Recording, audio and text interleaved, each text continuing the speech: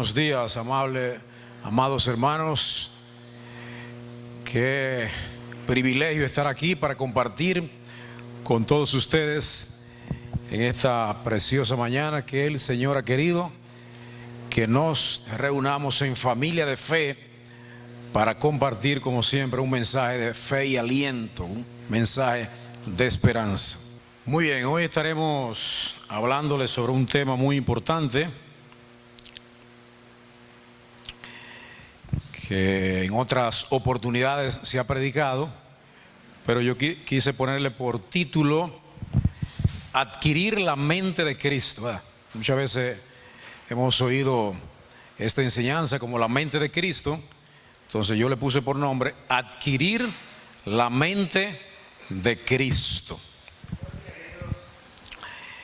Mientras se alababa y adoraba al Señor, yo sentía administración de parte de Dios en esta mañana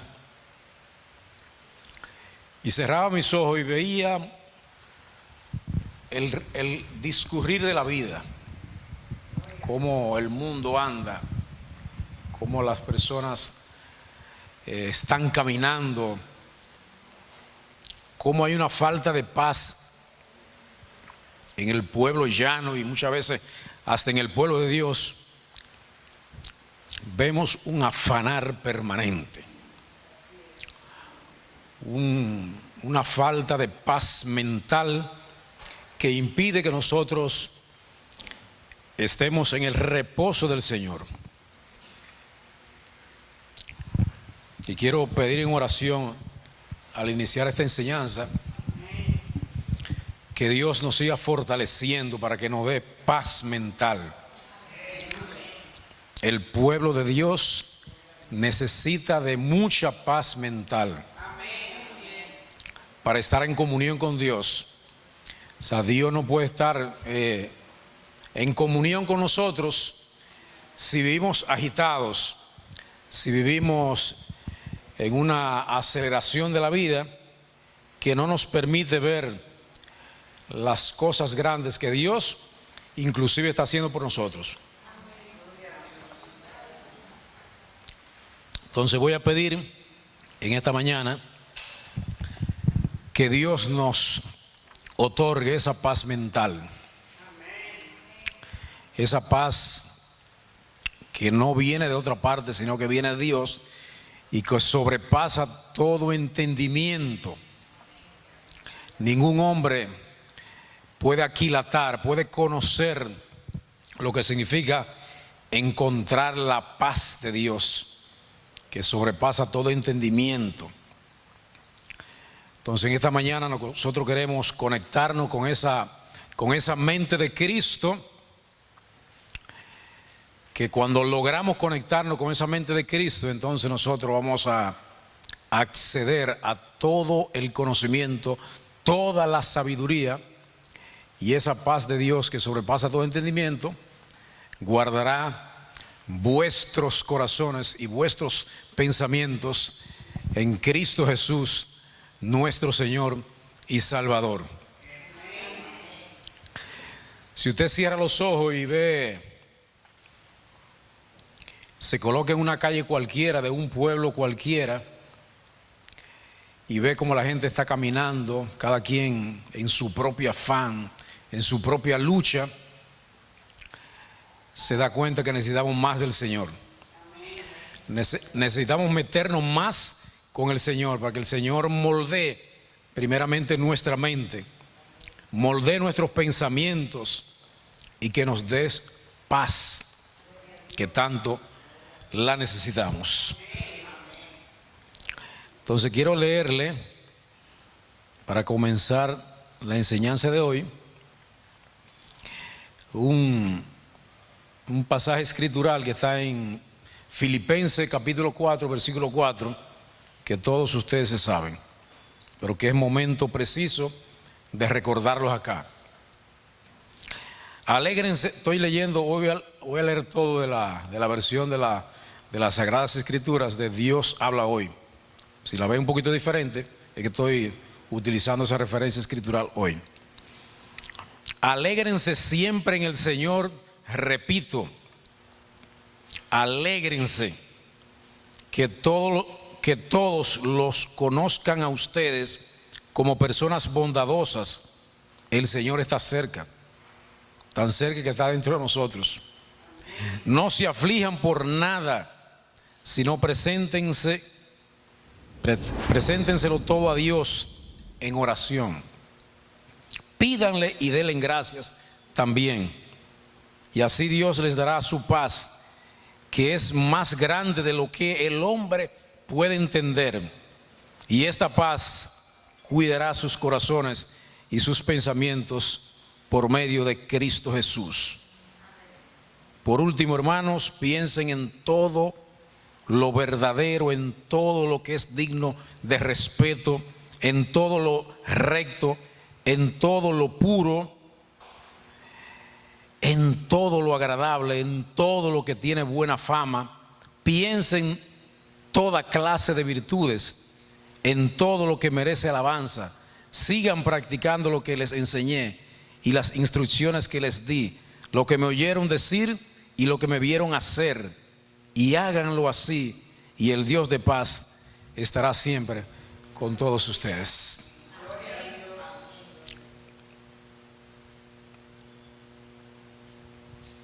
La mente de Cristo. Vamos hoy a tratar de, quizá no tenga todo el tiempo para tratar el tema, pero en mi siguiente intervención aquí lo continuaría, de no terminarlo en el día de hoy. Hay un versículo que está en Primera de Corintios, capítulo 2, versículo 16, que no lo voy a leer íntegramente, sino que el apóstol Pablo habla de, porque ¿quién conoció la mente del Señor? ¿Quién la instruirá? Mas nosotros tenemos la mente de Cristo. Esta declaración es parte del discurso del apóstol Pablo a la iglesia de Corinto, donde está abordando la sabiduría de Dios y cómo se revela a través del Espíritu Santo. En las Sagradas Escrituras hay muchos pasajes que hablan de conocimiento, que hablan de inteligencia y que hablan de sabiduría. Todos queremos tener conocimiento, todos queremos tener inteligencia, pero no muchos se ocupan por tener sabiduría, y no sabiduría terrenal, sino sabiduría que viene del cielo, sabiduría que viene de lo alto, esa sabiduría que te conecta con la gracia de nuestro Señor Jesucristo y te hace un hombre nuevo, un hombre diferente, un hombre que hace las cosas agradables a Dios. Porque eso es lo que nos falta, señores, que tengamos el discernimiento necesario para agradar a Dios en todo, no agradar a Dios en lo que a mí me gusta, agradar a Dios, que Dios se sienta complacido en cada una de nuestras acciones. Pero recuerden que las acciones nuestras están precedidas de pensamientos. El hombre es un pensamiento primeramente. Todos nosotros somos un pensamiento. Hasta lo cotidiano, lo material, los objetos, las plantas, los animales, primeramente son pensamientos, son conocimientos espirituales. Entonces Dios nos instruye, nos insta que cambiemos la manera de pensar.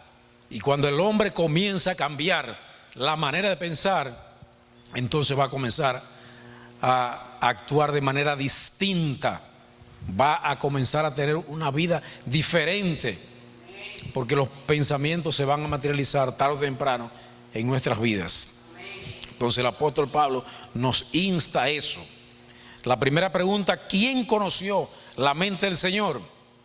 Enfatiza la incomprensibilidad de los pensamientos de Dios por parte de los seres humanos. Implica que nadie puede conocer plenamente los pensamientos y planes de Dios a menos que Dios mismo se lo revele. No se trata de adquirir conocimiento científico, que no está mal que usted lo adquiera, pero se trata de otro tipo de conocimiento. Se trata de una sabiduría del cielo que Dios, por medio de la mente de Cristo, trata de revelarnos a nosotros. Ahora mismo todos ustedes, hasta yo que estoy hablando, tengo pensamiento en mi mente, ¿verdad? Entonces uno se pregunta cómo son esos pensamientos.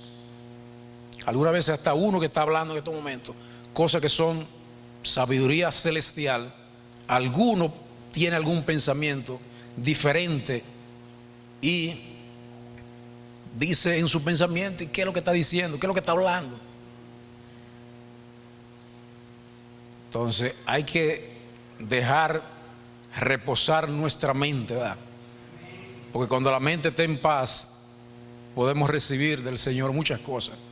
Pero cuando la mente está en confusión, como muchas veces yo tengo la mente en confusión, usted tiene la mente en confusión, Dios no puede operar en una mente confusa. Por eso insistimos en que tenemos que tener paz mental, para que esos pensamientos fluyan, para que Dios pueda organizar nuestro pensamiento y hacer que nosotros comenzamos a actuar de manera distinta. La segunda pregunta, ¿quién le instruirá? Resalta la imposibilidad de enseñarles algo a Dios. Nadie puede darle consejo a Dios, ni proporcionarle conocimiento o entendimiento que Él no tenga. Hace la siguiente afirmación: nosotros tenemos la mente de Cristo. Cuando nosotros tenemos la mente de Cristo, accedemos a toda esa sabiduría que nosotros no entendemos. La sabiduría celestial es difícil de entenderla, porque no es una sabiduría que se puede entender como uno la entiende aquí en la tierra. Pablo se refiere a los creyentes en esta afirmación: mas nosotros tenemos la mente de Cristo. Una persona que no sea de Cristo no puede tener la mente de Cristo, no puede tener la sabiduría del cielo. Entonces tenemos que adquirir la mente de Cristo para nosotros alimentarnos de ese conocimiento divino, de ese conocimiento espiritual que solamente lo puede dar el Señor a través de la revelación. Mas nosotros tenemos la mente de Cristo. Pablo se refiere a los creyentes, aquellos que han aceptado a Jesucristo como su Señor y Salvador. Cuando una persona se convierte en seguidor de Cristo y recibe el Espíritu Santo, se produce una transformación interna en la persona, no es una transformación externa. Posiblemente nadie note lo que está ocurriendo con su vida, solamente Dios y usted pueden confirmar que realmente en su vida se está produciendo una transformación.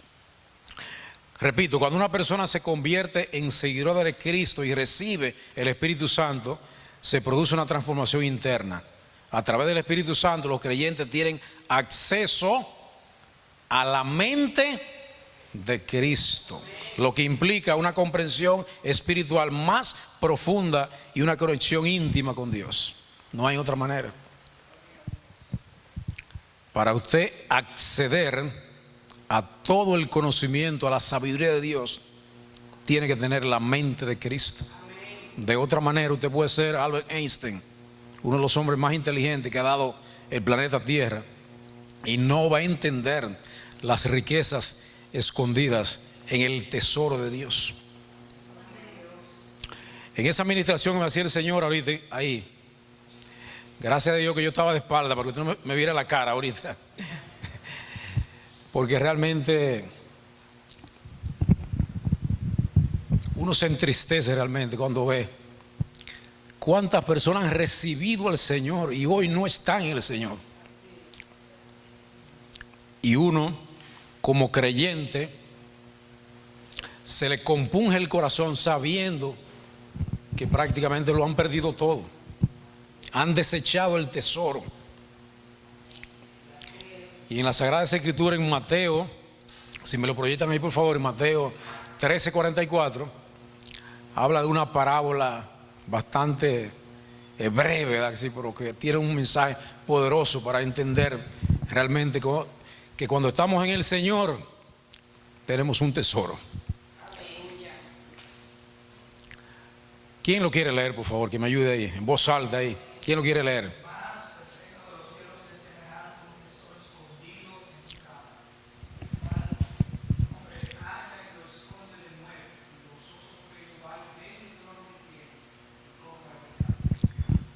Aleluya. Eso es. El Evangelio de nuestro Señor Jesucristo es eso. Nosotros hemos encontrado un tesoro. Un tesoro que el que lo entiende lo aquilata y sabe que ha encontrado lo mejor de su vida. Lamentablemente el mundo ha desechado esa piedra preciosa, ese tesoro que Dios permanentemente está llamando a aquellos que todavía no han recibido esa gracia, porque tampoco debemos acusarlo, simplemente no se le ha iluminado el conocimiento de Cristo. Pero cuando el conocimiento de Cristo se le ilumine, entonces van a salir corriendo a buscar ese tesoro. Y a veces las personas más cercanas a uno, uno tiene muchos familiares que se le ha predicado la palabra, pero todavía la semilla no ha fructificado. O sea, recuerden que no todos, nosotros somos, como habló la hermana Lisette el pasado domingo, somos un terreno, ¿verdad?, donde se siembra, ¿verdad? Pero no piensen, porque todavía la semilla que se sembró hace muchos años todavía no ha nacido. No piensen que todavía no hay esperanza, hay esperanza. Y nosotros somos los más vivos ejemplos de eso, que en el pasado desechamos la palabra. Los que estamos aquí, posiblemente el 100% de nosotros, por un tiempo desechamos la palabra. No entendimos el tesoro que nos estaban entregando, pero gloria a Dios que nosotros hemos entendido que tenemos un tesoro. Y ese tesoro nosotros no lo cambiamos absolutamente por nada.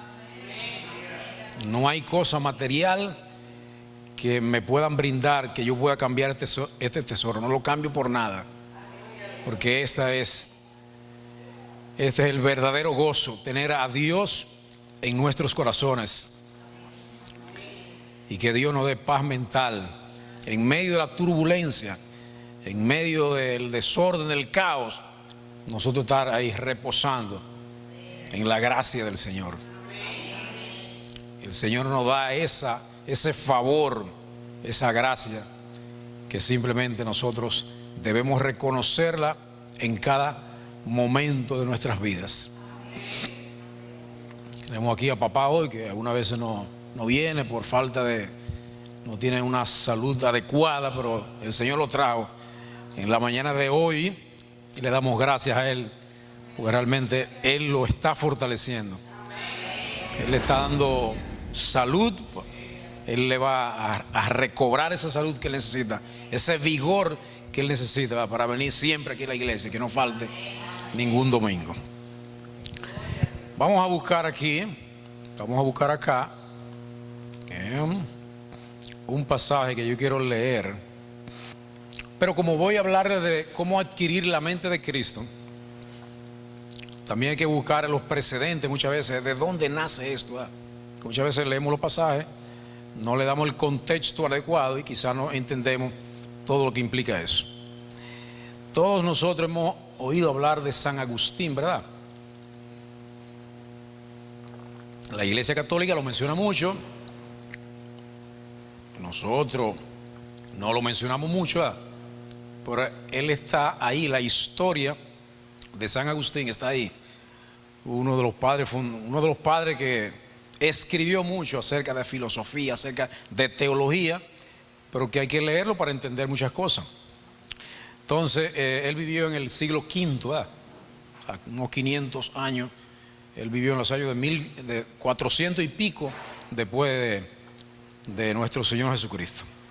Entonces, San Agustín, hablando acerca de lo que es la mente de Cristo, él dice que esto está estrechamente relacionado con la concepción de la divinidad de Cristo.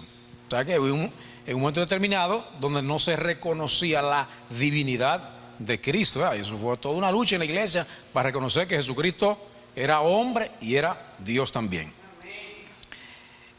Su concepción de la divinidad de Cristo y su comprensión de la relación entre la naturaleza divina y humana de Jesús. San Agustín sostuvo que en Cristo la mente divina y la mente humana están unidas a una sola persona. Esto significa que a través de Cristo la humanidad tiene acceso a la sabiduría y el conocimiento divino. Esa es la esencia. Muchas gracias. A través de Cristo nosotros accedemos al conocimiento y a la sabiduría divina. No hay otra manera. San Agustín creía en la existencia de la mente de Cristo como una mente divina, perfecta y omnisciente, que se une a la mente humana en la persona de Jesús. Esta enseñanza tiene implicaciones importantes para la comprensión de la naturaleza de Cristo y la relación entre lo divino y lo humano. Y quiero citar a Lutero. ¿Qué pensaba Lutero acerca de la mente de Cristo? Lutero enfatizaba la importancia de la fe y la gracia en la salvación, y su teología se centraba en la justificación por fe. Nadie puede venir a Cristo sin fe. Sin fe nadie puede venir a Cristo.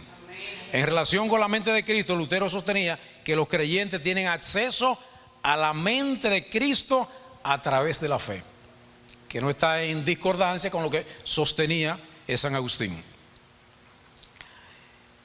Según Lutero, la fe en Jesucristo como Salvador permite que la mente de Cristo resida en los creyentes y los transforme. Porque eso es, ahí que está el gran detalle, que Cristo debe transformar tu vida. Si Cristo no transforma tu vida, posiblemente no ha servido de nada, porque es para abandonar una vieja forma de vivir para comenzar a vivir una nueva forma de vivir en Cristo por medio de la fe.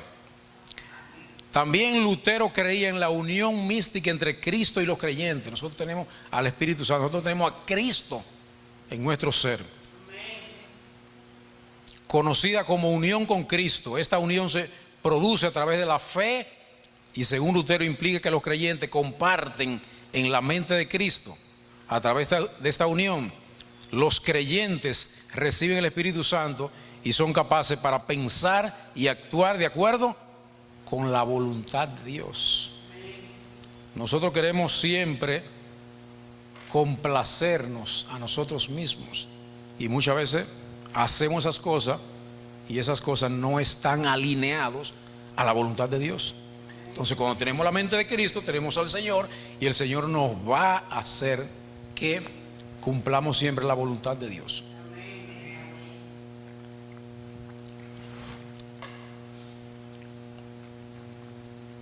En resumen, en San Agustín enfatizaba que la mente divina de Cristo como omnisciente, mientras que Lutero destacaba la importancia de la unión con Cristo a través de la fe, permitiendo que la mente y la mentalidad de Cristo transforme la vida de los creyentes. Para Lutero, la mente de Cristo es un ejemplo a seguir en la vida cristiana y un medio por el cual los creyentes pueden vivir de acuerdo con la voluntad de Dios.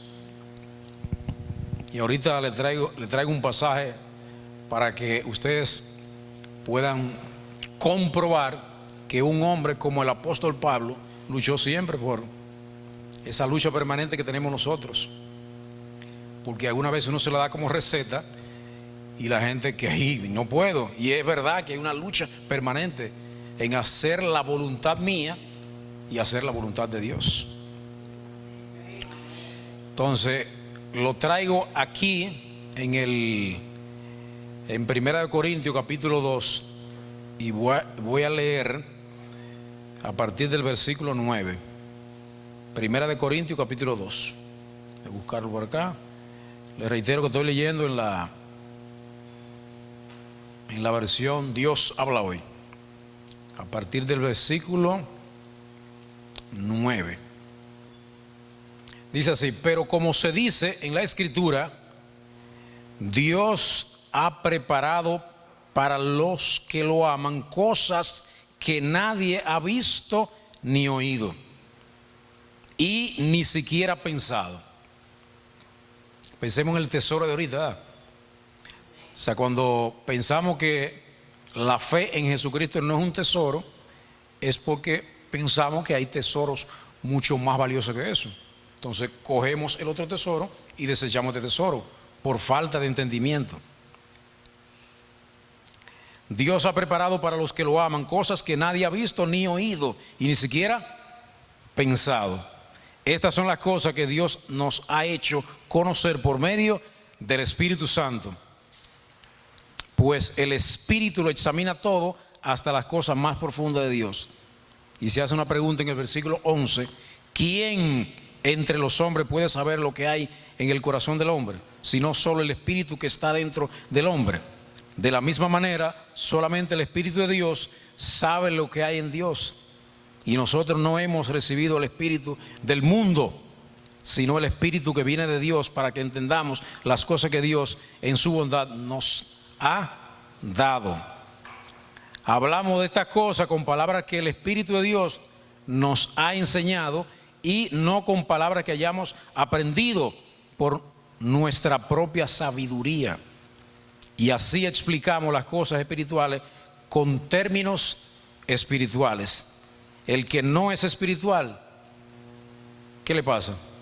Que no acepta las cosas que son del Espíritu de Dios, porque para él son tontería, dice esta versión, tontería, locuras. Y tampoco las puede entender porque son cosas que tienen que juzgarse espiritualmente. Si no tenemos el Espíritu de Dios, no podemos tener discernimiento sobre esas cosas. Pero aquel que tiene el Espíritu puede juzgar todas las cosas y nadie lo puede juzgar a él, pues la Escritura dice: ¿quién conoce la mente del Señor? ¿Quién podrá instruirle? Sin embargo, nosotros, ¿qué tenemos? Tenemos la mente de. Por eso enfatizar en la mañana de hoy que nosotros, como seguidores de Jesucristo, tenemos que la mente de Cristo. ¿Para hacer qué? La voluntad de Dios. La única manera de nosotros hacer la voluntad de Dios es cuando tenemos la mente de Cristo. De otra manera no vamos a lograr eso que es tan importante en nuestras vidas. Entonces el apóstol Pablo nos lleva a reflexionar sobre la sabiduría de Dios y cómo podemos entenderla a través del Espíritu Santo. Él destaca que la cosa de Dios, que la cosa que Dios ha preparado para aquellos que le aman son más allá de lo que podemos concebir con nuestros sentidos, incluso con nuestra propia mente. La mente nuestra no es capaz de entender la sabiduría de Dios. Pero si tenemos la mente de Cristo, entonces podemos discernir ese conocimiento. Es a través del Espíritu de Dios que se nos revelan estas verdades profundas y espirituales. Pablo nos recuerda que no hemos recibido el Espíritu del mundo, sino que el Espíritu de Dios. Pablo enfatiza que nosotros como creyentes tenemos que la mente de Cristo, lo que significa que podemos entender y juzgar todas las cosas en conformidad con la perspectiva divina. Este pasaje nos desafía a depender de el Espíritu Santo para que podamos adentrarnos en la sabiduría de Dios y vivir de acuerdo con ella, en contraste con la sabiduría del mundo, que es limitada y temporal. Estamos, hermanos y hermanas, preparándonos para ser ciudadanos del cielo. Y si usted quiere vivir en un territorio, tiene que conocer los conocimientos, la sabiduría, la cultura. Entonces vamos a comenzar a acceder a esa cultura celestial, a ese conocimiento celestial que no va a permitir hacer buenos ciudadanos en el reino de los cielos. No sabiduría terrenal, sino sabiduría celestial, aquella que nos va a permitir transformar nuestras mentes y nuestros corazones. Busquemos a Job 28, por favor. Job 28. Y vayamos a los últimos pasajes, a partir del versículo 22. Aún la destrucción y la muerte dicen, solo de oídas hemos sabido de ella. Pero Dios conoce el camino de la sabiduría, solo Él sabe dónde encontrarla, pues Él ve hasta el último rincón. ¿El último rincón de qué? De la tierra, y todo lo que hay debajo del cielo. Cuando Dios le fijó la fuerza al viento y puso un límite al agua, cuando estableció las leyes de la lluvia y señaló el camino de la tormenta, también vio a la sabiduría, vio su justo valor, la examinó y le dio su aprobación. Y dijo Dios a los hombres: servir fielmente al Señor, eso es sabiduría. Apartarse del mal, eso es inteligencia. Entonces, todos los días de nuestras vidas tenemos la opción de escoger caminos. El camino del Señor, como lo consignan las Sagradas Escrituras, es muy estrecho, ¿verdad? El hombre, en su inteligencia humana, dijo: camino muy estrecho, camino muy angosto, camino de muchas limitaciones, camino donde no van a permitir hacer lo que yo quiero. Entonces usted puede ser el hombre más sabio, la mujer más sabia de esta tierra, pero si no conoce la sabiduría del Señor, siempre va a estar errando, siempre va a estar tomando caminos equivocados. Entonces permita que hoy Dios comience a trabajar con su mente, para que usted pueda adquirir la mente de Cristo, y Cristo entonces comienza a trabajar con usted, porque Él es el único que puede trabajar con nosotros. Vivimos muchos años de nuestras vidas apartados del Señor, y usted sabe lo que nos pasó. Muchas cosas nos pasaron. Tampoco le estoy diciendo que no nos van a pasar cosas cuando estamos en el Señor, pero sí tenemos un conocimiento que nos va a permitir tomar decisiones más maduras, más sopesadas a la luz de la enseñanza del Evangelio. ¿Estamos aprendiendo? De verdad, estamos aprendiendo, ¿eh? Así me dicen los muchachitos en la escuela: ¿estamos aprendiendo? Sí, estamos aprendiendo. Pero cuando lo evaluamos, entonces no estaban aprendiendo, ¿no? Que no le pase a ustedes como a nuestros jovencitos que no ponen el debido enfoque a lo que deben aprender. Entonces ponen su mirada en las cosas pasajeras, ponen su mirada en las cosas del mundo. Entonces el mundo nos atrapa. El mundo está lleno de una serie de trampas que si nos metemos a él, entonces siempre vamos a estar enredados en esas redes inmensas que no nos permiten salir a flote. Vamos a ir al libro de Apocalipsis, en el capítulo 17, por favor. Apocalipsis capítulo 17. A partir del versículo 3. Vamos a descifrar un poquito, ¿verdad? Que muchas veces no.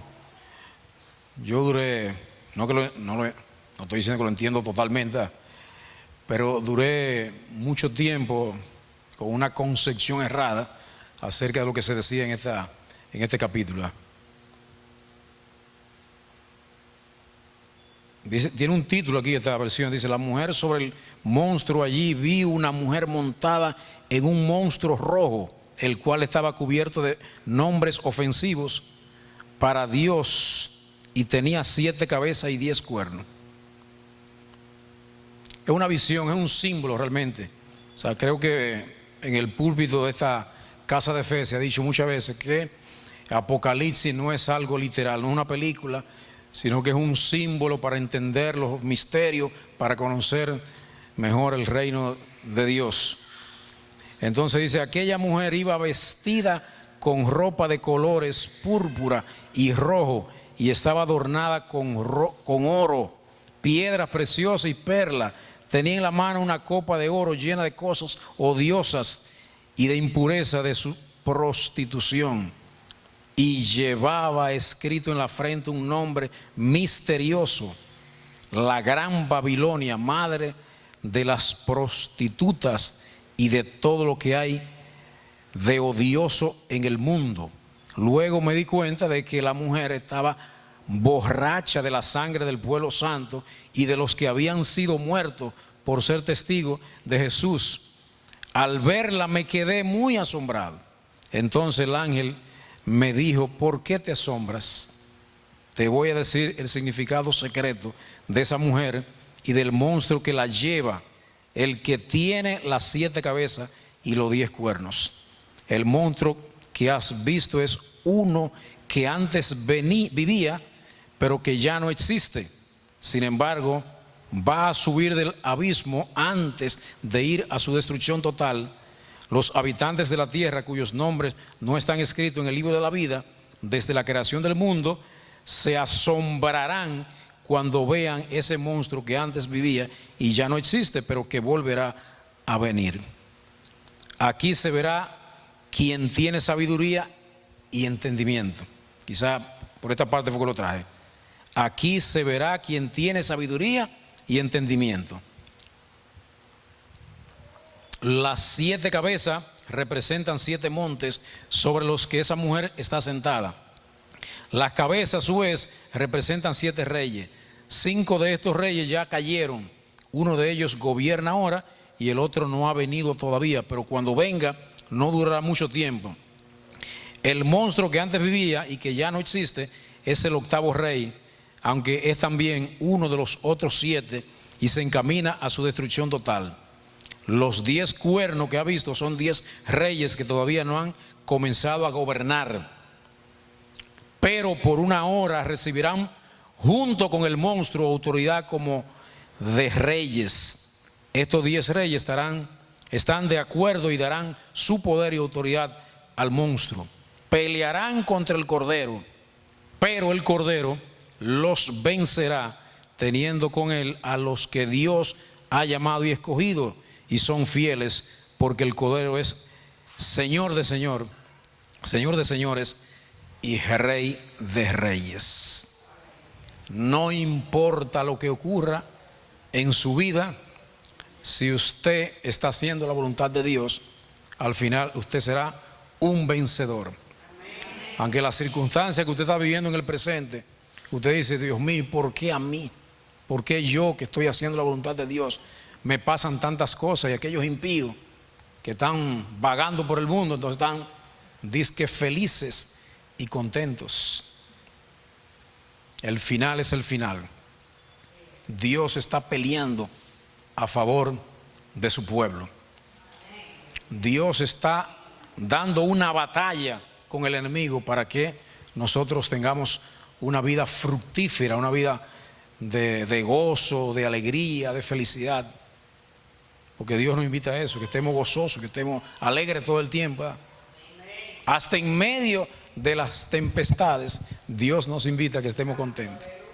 Eso es algo grandioso, algo maravilloso, pero realmente esa es la invitación que Dios nos hace.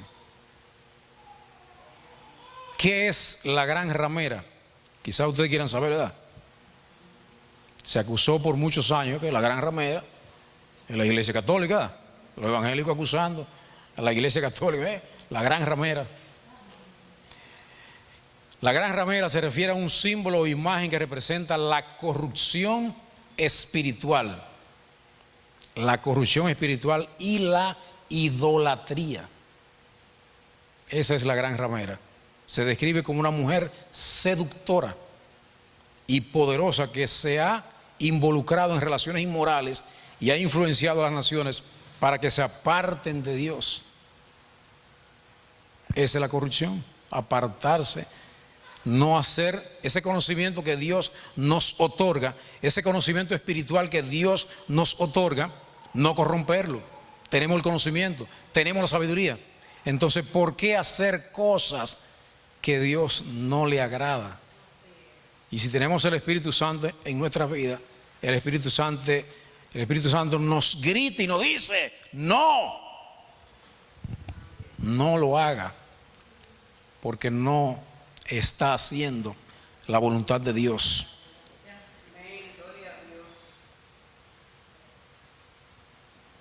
Esta gran ramera,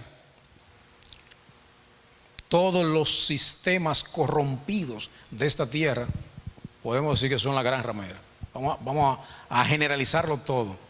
Todo este sistema corrupto que está en la política, que está en lo religioso, que está en lo social, que está en todas partes, hay una corrupción rampante. Esa ambición que tiene el hombre de hacerse de riquezas, de poseer bienes materiales, y finalmente los que han accedido a todos esos bienes materiales, a toda esa fama, han confesado: estoy vacío, no me siento feliz, no estoy contento. Porque realmente el gran gozo, la gran felicidad de una persona no es los bienes que posea, sino que el verdadero reposo, el verdadero gozo te lo da el Señor. Alguna vez tenemos un manjar en nuestras mesas y no somos felices. Y algunas veces cuán felices somos con arroz blanco y huevo.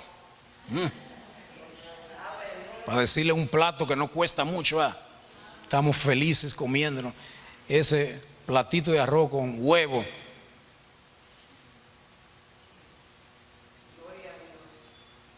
Yo predicaba en una oportunidad, o sea, el hombre que adquirió más riqueza, Salomón, ¿verdad? ¿Quién? Ok, hay muchos millonarios, muchos billonarios ahora, ¿verdad?, que lo tienen todo. Entonces, cuando el hombre lo tiene todo, comienza a divagar en el pensamiento. ¿Qué es lo que me falta? ¿Qué es lo que me falta hacer para hacerlo? Porque por 4 no va a ser problema, ¿verdad? Y murieron recientemente unos multimillonarios por estar explorando cosas que no debían explorar. No lo estamos acusando, ¿verdad?, sino que realmente el hombre comienza a hacer cosas que no tienen la más mínima importancia. Para algunos, ¿verdad?, ir a visualizar lo que ocurrió con el Titanic hace ¿cuántos años? En 1912 fue que se hundió el Titanic, ¿verdad?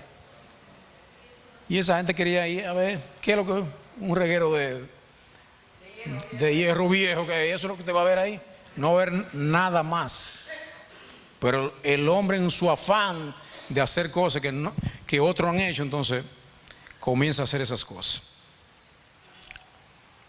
Recuerden que la gran ramera no es la Iglesia Católica, sino que es la corrupción espiritual y la idolatría en este mundo. En este contexto, el libro Apocalipsis, la gran ramera, es vista como una figura maligna que será juzgada y derrotada al final de los días. Porque eso es, por más prosperidad que usted vea, al final todas esas cosas van a ser juzgadas. Y Dios es amor, ¿verdad? Usted sabe que Dios es amor, ¿verdad? Pero Él tiene una esencia que quizá nosotros debemos apreciarla más que el amor primero, que no estamos desechando el amor. Es que Dios es justicia, ¿verdad? Nadie puede burlar a Dios, porque Dios lo conoce todo. Dios está escudriñando ahora mismo sus pensamientos. Entonces, ¿por qué no tomar el tesoro? ¿por qué no acudir al llamado del rey? Si el rey te está llamando y te está llamando de forma continua, no espere que un hermano te llame. Dios te habla a través de los pensamientos y dice: apártate del mal, sé inteligente. Primero, sé inteligente. Por ejemplo, apártate de las cosas malignas, de las cosas que no edifican al hombre para nada. Sé inteligente, apártate del mal. Y luego Él te va a otorgar sabiduría, que para reconocer todas las cosas y entender y desechar y tomar y emprender el camino correcto de hacer la voluntad de Dios. Y aquí viene el plato fuerte del día. ¿Usted cree que se está acabando? Todo eso ha sido un preámbulo, hermanos, para yo traer el plato fuerte de esta mañana, donde Dios quiere que usted le ponga, si ha puesto atención a todo lo que yo he dicho anteriormente, Dios quiere que usted le ponga mucho más atención a esto que voy a buscar acá. Y el pasaje es bastante largo. Como es largo, no, por supuesto no lo voy a leerlo completamente. Está en el libro de Romanos, capítulo 7. Capítulo 7, mira, a partir del versículo 7. ¿Qué dice Romano? ¿Quién está hablando? Pablo. Y Pablo sale por aquí, sale por allá. ¿Por qué será? O sea, Pablo es el padre prácticamente del Nuevo Testamento ahí. O sea, Pablo recogió de manera magistral la sabiduría de Dios y la escribió en todas esas cartas, ¿verdad? Y hoy nosotros podemos acceder a ese conocimiento porque Pablo escribió. Entonces Pablo realmente es el gran apóstol de Jesucristo, ¿verdad? Entonces dice el versículo 7: vamos a decir por esto que la ley es pecado. Hay un preámbulo anterior que lo invito a que lo lean, pero no tengo tiempo de leerlo ahora. Léalo el anterior. Vamos a decir que por esto que la ley es pecado. Claro que no. Sin embargo, de no ser por la ley, yo no hubiera sabido lo que es el pecado. Jamás habría sabido lo que es codiciar si la ley no hubiera dicho: no codicies. Pero el pecado se aprovechó de esto y, valiéndose del propio mandamiento, despertó en mí toda clase de malos deseos. Pues mientras no hay ley, el pecado es cosa muerta. Le voy a poner un ejemplo sencillo. No toda la vida hubo ley de tránsito, ¿verdad? O sea, la ley se escribió cuando vio que el hombre tenía un desorden en el tránsito, y para regular el tránsito se escribieron unas normas para que el hombre supiera: no transite a alta velocidad, si hay un semáforo en rojo, párate, si está en verde, reglamento, normativa, para que el hombre, por medio de esas leyes, haga esas cosas. Cuando no había ley, si usted era un codicioso, quizá no había ningún tipo de castigo con eso, porque no había ley que castigara la codicia. Hubo un tiempo en que si la ley yo tenía vida, pero cuando vino el mandamiento cobró vida el pecado. Muchas cosas que hacíamos antes de la ley eran pecados, pero no estaban consignadas como tal, entonces no se estipulaban como pecado. El 10 dice: y yo morí. Así resultó que aquel mandamiento que debía darme la vida me llevó a la muerte. Y quiero que vayan percibiendo como una especie de contradicción que hay ahí, pero que no es contradicción, es simplemente para enseñarnos algo. El 11 dice: porque el pecado se aprovechó del mandamiento y me engañó, y con el mismo mandamiento me dio muerte. En resumen, la ley en sí misma es santa y el mandamiento es santo, justo y bueno. Pero entonces, ¿esto que es bueno me llevó a la muerte? Claro que no. Lo que pasa es que el pecado, para demostrar que verdaderamente es pecado, me causó la muerte valiéndose de lo bueno. Y así, por medio del mandamiento, quedó demostrado lo terriblemente malo que es el pecado. La ley vino para eso, para que tú reconocieras que el pecado es malo y que eso te va a llevar a la muerte. Sabemos que la ley es espiritual, pero yo soy débil. Prestemos atención a partir de ahora. Sabemos que la ley es espiritual, pero yo soy débil. Nosotros somos débiles, vendidos como esclavos al pecado. Mira qué expresión. Nosotros estamos vendidos al pecado, ¿verdad? Somos unos delincuentes, ¿verdad? Que cualquier cosita nos compra el pecado, cualquier situación nos cambiamos de cerca. No entiendo el resultado de mis acciones, pues no hago lo que quiero. Y en cambio aquello que odio es precisamente eso, lo que hago. Pero si lo que hago es lo que no quiero hacer, reconozco con ello que la ley es buena. Así que ya no soy yo quien lo hace, sino el pecado que está en mí. Porque yo sé que en mí, es decir, en mi naturaleza débil, no reside el bien. Pues aunque tengo el deseo de hacer lo bueno, no soy capaz de hacerlo. No hago lo bueno que quiero hacer, sino lo malo que no quiero hacer. Y esa es la lucha que tenemos permanentemente, ¿verdad? Que queremos hacer los deseos de la carne, ¿verdad? Y no hacer la voluntad de Dios. ¿Cuál es la medicina? La medicina es adquirir la mente de Cristo, para que Cristo sea quien nos oriente, para que sea el que nos guíe en cada accionar, en cada pensamiento. Porque quiero enfatizar que la mente es prodigiosa. La mente es una entidad extraordinaria que tenemos nosotros, ¿verdad? Elaboramos muchos pensamientos y esos pensamientos se convierten en ¿qué? En acciones. Esas acciones se convierten en lo que es nuestras vidas. Ahora bien, si hago lo que no quiero hacer, ya no soy yo quien lo hace, sino el pecado que está en mí. Porque muchas veces uno piensa que ya Dios mató el pecado. No. O sea, cuando Cristo viene a nuestras vidas, lo que hace que esa intención, esa debilidad humana disminuye. Entonces comenzamos a crecer en esa nueva naturaleza que va a impedir que lo débil que todavía vive en nosotros, eso es lo que nosotros hagamos, sino que hagamos la voluntad de Dios.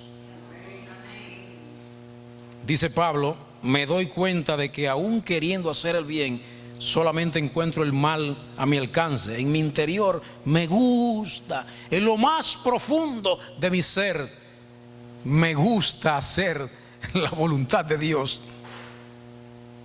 Pero como las dos matitas, que sí, tenemos las dos matitas, una descuidadita y otra con agüita, con abono, con amor, con cuidado, con de hierba. Entonces, ¿cuál de las dos matitas tú estás haciendo crecer en el interior de tu ser? Entonces esa es la que va a prosperar, ya sea la buena o ya sea la mala. Y lo malo muchas veces dicen los no transformados. ¿Pero qué es eso? ¿Y dónde está lo malo de eso? Que ellos no lo ven, ¿verdad? Y uno que tiene una mente renovada, uno como que prevé ese final, ¿verdad? Si tú continúas por ahí, ¿verdad? Es como aquel que no ha transitado un camino, ¿verdad? Para aquel que ha transitado un camino, él sabe, tú estás aquí, ¿verdad? Pero él sabe el final de ese camino. Entonces los de mente renovada ya recorrimos ese camino, ¿verdad? Y le advertimos a aquel que empieza a recorrer su camino, que ese camino no es de bien, sino de mal. Ese camino te va a llevar a un lugar equivocado, a un lugar donde te van a atrapar. Y alguna vez uno puede salir de esas cárceles, de esas prisiones. Alguna vez uno puede salir, pero llega un momento donde tú ya no puedes salir. Y el mismo Pablo dice en Romanos Dios lo entregó. ¿A qué? A una mente reprobada.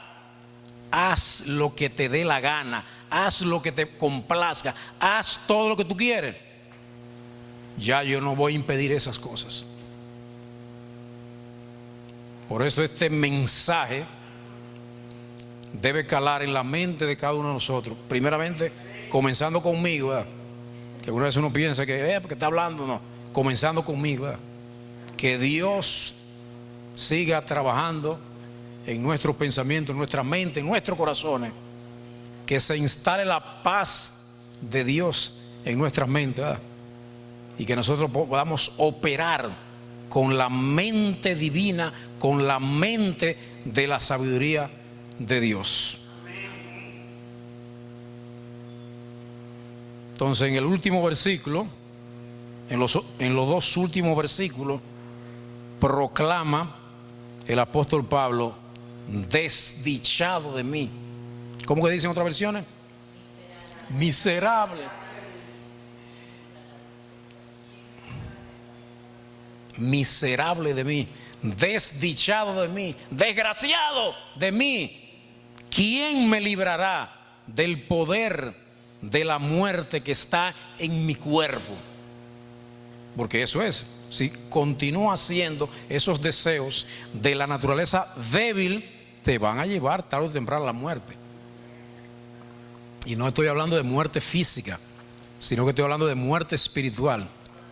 Y finalmente te está perdiendo de la vida eterna, de la inmortalidad que los hombres y mujeres adquirimos al venir a los pies del Señor.